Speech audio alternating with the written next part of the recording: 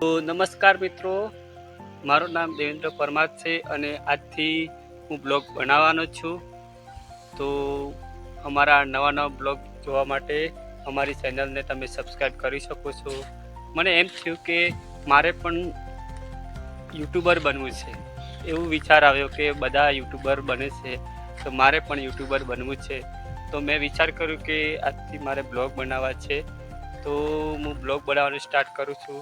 તો બધા મિત્રોને મારે એટલી જ વિનંતી છે કે મને સપોર્ટ કરજો, અને સપોર્ટ કરશો તો જ આગળ વધીશ.